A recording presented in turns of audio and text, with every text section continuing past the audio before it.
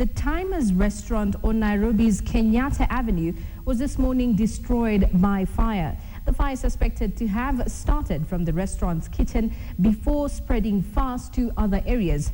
The fire started at about 9:15 a.m. this morning, creating anxious moments for business properties since there's a petrol station right next to the building. Personnel from the Kenya Red Cross were among the first to arrive at the scene, and they attempted to control the fire with extinguishers. The Nairobi City County's fire brigade rushed to the scene moments later, only to find the fire had consumed the entire first floor of the building. Police said no one was injured.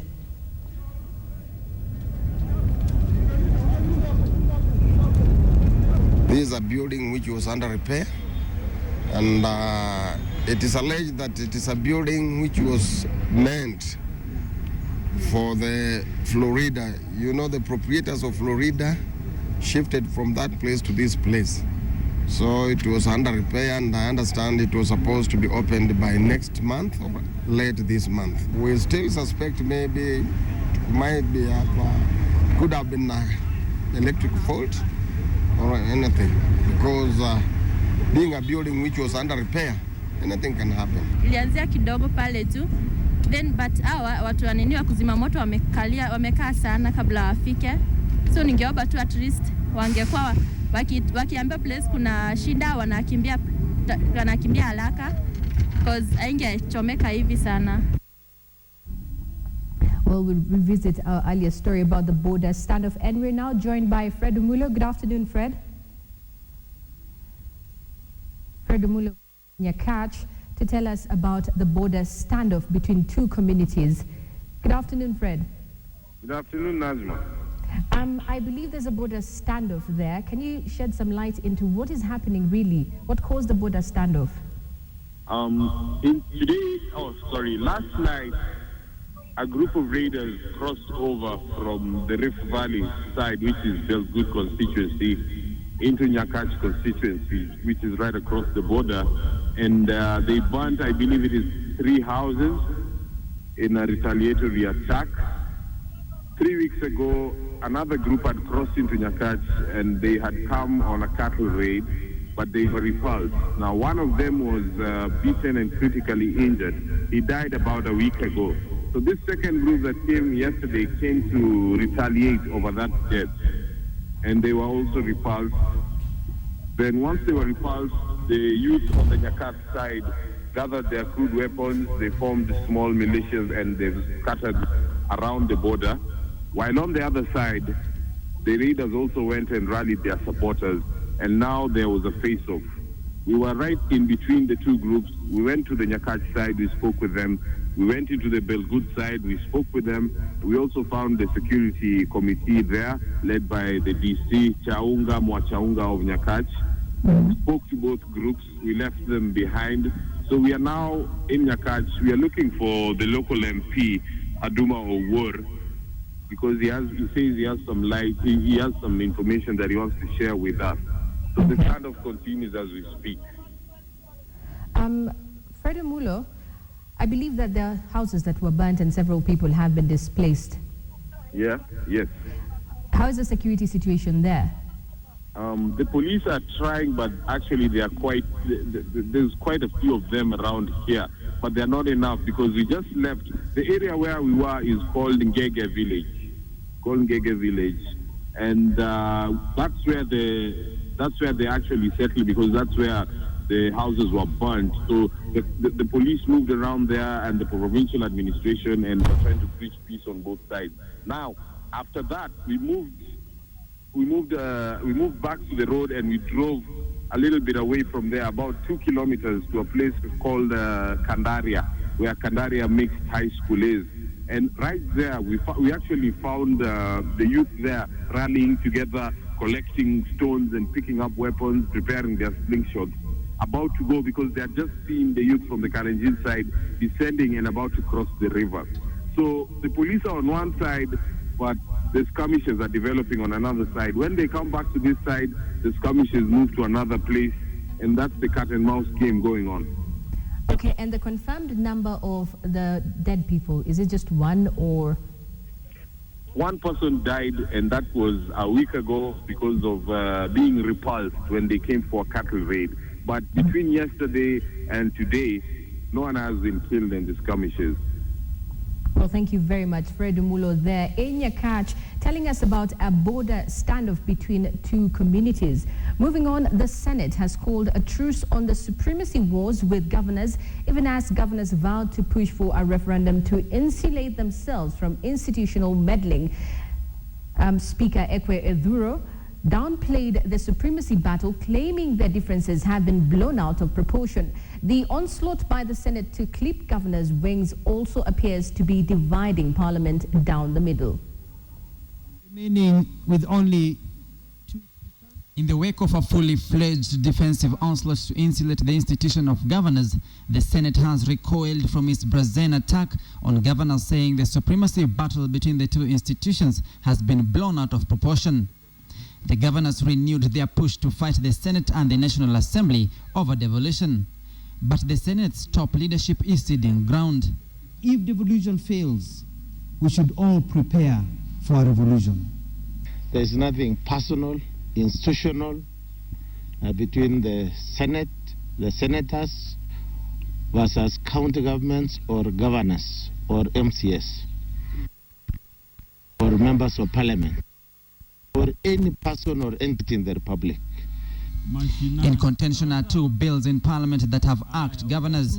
The County Government's Amendment Bill that has split the National Assembly and the National Flag, Emblems and Names Amendment Bill seeking to strip governors their leadership prestige. Taking a conciliatory turn, a section of members of both houses now say governors should be judged by their performance and not titles, and whether they fly flags or not. It is a house where everybody is fighting everybody else. We declared war among ourselves, and Kenya cannot succeed in the current state. We are going to lead ourselves into paralysis. We come here in Mumbai, here in Bible, where they were building the Tower of Babel. People talking different languages.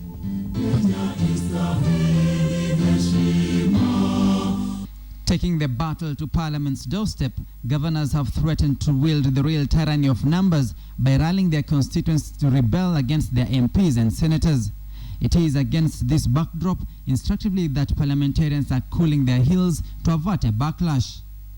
When you confront probably a section of governors who are not interested in pursuing the honor of delivering services to the people, instead pursue the symbols of power, that is why you find that there will be that perceived conflict. But there is no problem. The impeachment process of government will continue.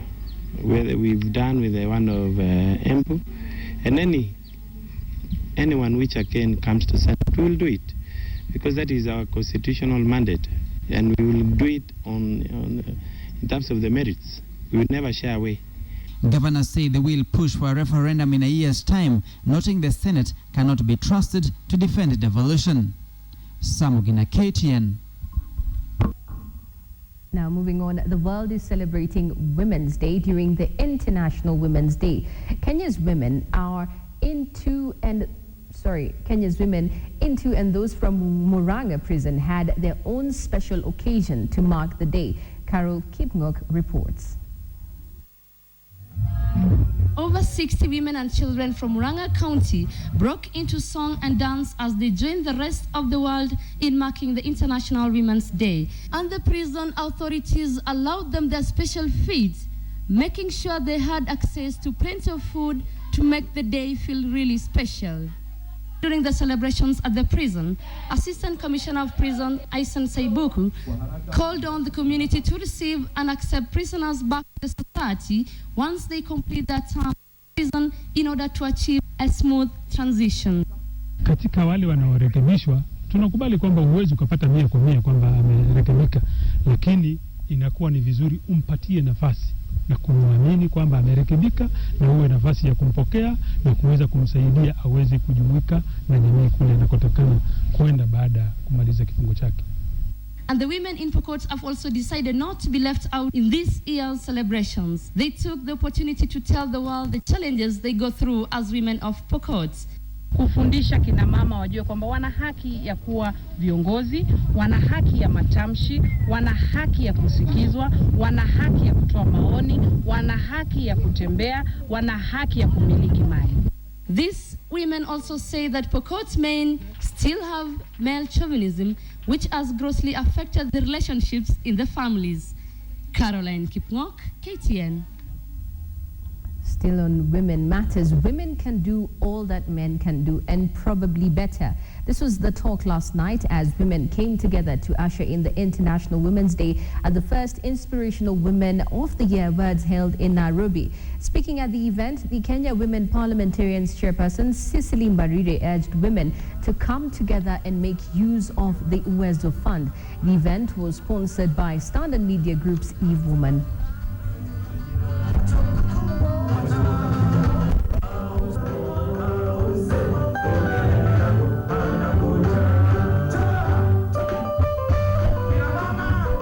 Women play a tremendous role in the society, and it is remarkable to note those who go the extra mile and go beyond their normal activities to be inspiring to other women, girls, and not necessarily people from their own families. I really congratulate all the women and ask each one of us to make a change where we are.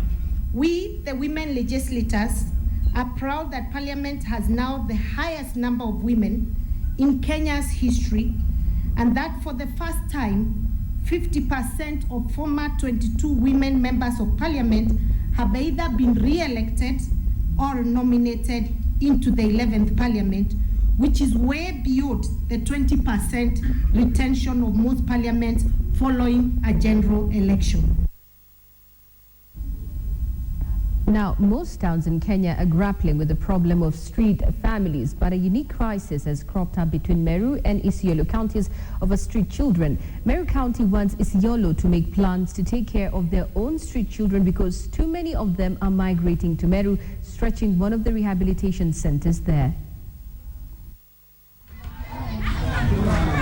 This is part of the group of hundreds of street children from Isiolo County, each holding on their possessions in their hands and struggling to find a tent where they can lay their heads down. But this time round, these children are in different places for a different agenda to get a chance to be in a rehabilitation center in Chawara, Meru County for vocational training. Ninaamini kwamba safari hii tumeanza, tutakuja kuona matunda yake baada tu ya miaka mitatu, wakati nyinyi wakubwa mtakuwa mnafanya kazi ya ufundi na kazi tofauti, na nyinyi wadogo mtakuwa mnaenda mpaka university. Even after traveling all the way to Meru to start a new life at the rehabilitation center, they got a rude shock when the Meru County government declined to receive them. Meru authorities say Isiolo County should start a move to care for its own children to avoid having more children clogging their streets and to easily manage the street children at the county levels. I want to appeal to the Minister for Sports and the Social Services for Isiolo Town to start their initiative and ensure that it becomes a success as it is in Meru Town. We are saying that we will not allow and we will not rehabilitate children from any other county. Caroline Kipngok, KTN. Now, an estate called 2-in-1 in Nakuru has been intrigued by the antics of one rooster that has started taking up the role of a mother hen. The owner was surprised to see the rooster taking good care of the chicks whose mother had died. Gladys Kinyori says she started noticing the cock's affection towards the 10 chicks a few days after the hen died. The rooster reached out to the young ones and covered them with its wings to protect them from cold. Another hen in the compound had refused to watch over the orphaned chicks and pecked them away, hurting their fragile wings. For 5 weeks now, the rooster has been seen finding food for the 10 chicks. Gladys says she has been receiving visitors who come to witness for themselves. Every now and then huyu jogoo anakuaga na hawa vifaranga kila wakati. Mwewe ikikuja, ako hapo. Anakuaga ready kufight na anybody mwenye anakuja kuintavia na hawa vifaranga. Hata umbwa, niko na puppies.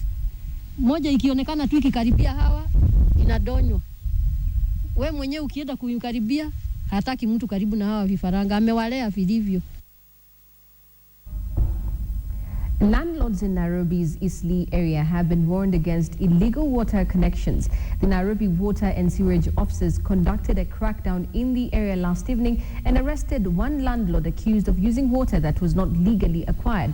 Regional Water Manager Duncan Jenga put on notice all landlords with backdoor water linkages that they will catch up with them.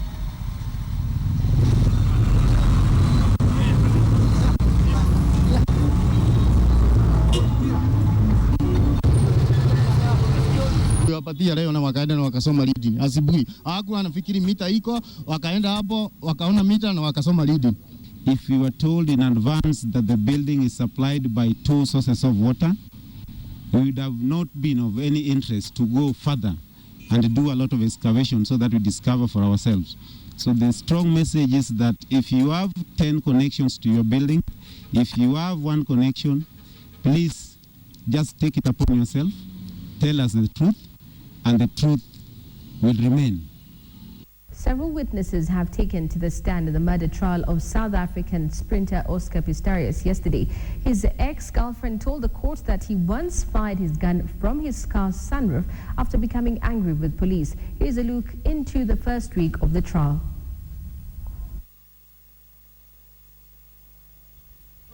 This is how the week began for Oscar Pistorius, greeted by a crush of cameras while walking into court. The South African Olympic sprinter, dubbed the Blade Runner, is facing charges for killing his model girlfriend Reeva Steenkamp last Valentine's Day. Prosecutors claim Pistorius did it in the aftermath of a fight, shooting at her 4 times through a locked bathroom door. The charges could put the amputee and national figure behind bars for life. Do you understand the charges, Mr. Pistorius? I do, my lady. How do you plead? Not guilty, my lady. In a statement to the court, Pistorius admitted shooting Steenkamp through a locked bathroom door, but maintains it was an accident, believing that an intruder had entered his home, posing an imminent threat to the couple. The defense team says the investigation into the shooting was riddled with mistakes. The scene was contaminated, disturbed, and tampered with. But the prosecution says Pistorius knew he was shooting at his girlfriend, calling various neighbors who testified that they heard screams coming from his home that night as gunshots rang out. Just after 3, I woke up from a woman's terrible screams. It was very traumatic for me. You could hear that it was blood-curdling screams, and it leaves you cold. You can't translate it in work, the anxiousness in her voice and fear. The intensity and the fear in her voice escalated, and it was clear that this person's life was in danger. But the defense attempted to poke holes in the neighbor's story, arguing Steenkamp couldn't have screamed after the final shot, which hit her in the head, and suggesting it was Pistorius screaming and not Steenkamp. With the head shot, she would have dropped down immediately. Pistorius slouched down, appearing to cover his ears, as a prosecutor described in chilling detail how a bullet hit Steenkamp in the head. More graphic eyewitness testimony came from Pistorius' neighbor, Dr. Johan Stipp, who was among the first to see Steenkamp after she was shot. And I remember the first thing he said when I got there was that he said, "I shot her. I thought she was a burglar and I shot her." The athlete listened with his head in his hands, appearing to wipe away tears as the doctor described the gruesome scene. While I was trying to ascertain if she is revivable, Oscar was crying all the time. He prayed to God to please let her live. She must not die. Security guard Peter Barber testified today that when he first spoke to Pistorius on the phone after shots were fired, Pistorius said that everything was fine. But it was clear that wasn't true once they arrived at the home. Meneer Pistorius heel. That's when I realized that Mr. Pistorius was crying. En vir Jacob gesê alles is nie in orde soos meneer Pistorius vir my sê nie. That's when I said to Jacobs, not everything was in order as Mr. Pistorius was telling me. Baba said they then witnessed Pistorius coming down the stairwell, carrying Reeva Steenkamp to the bottom floor. Ek het so groot geskrik. My lady, I was so shocked. Dat ek nie vir 'n paar oomblikke kan gedink het. That I couldn't even think for a few moments. Well, thank you very much for watching KTN Weekend at 1. My name is Najma Ismail. Enjoy the rest of your viewing.